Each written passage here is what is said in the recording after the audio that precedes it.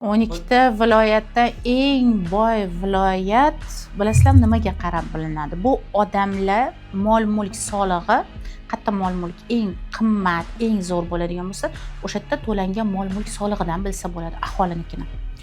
Aholini mol-mulk solig'idan davlatga 4 trilliondan ko'proq pul tushgan. 4 trillion 600 milliard tushgan. Eng ko'p pul Samarqand viloyatidan tushgan. Toshkent shahar 5-o'rinda turadi boyligi bo'yicha. Aynan uy-joy, mol-mulk solig'ini to'lashdan bilsa bo'ladi 5-o'rinda.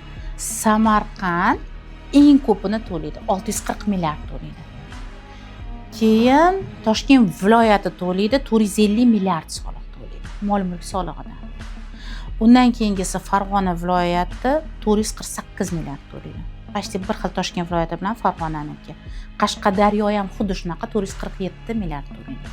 Qashqadaryodan keyin Toshkent shahar turadi. Toshkent shahardan soliq 434 milliard.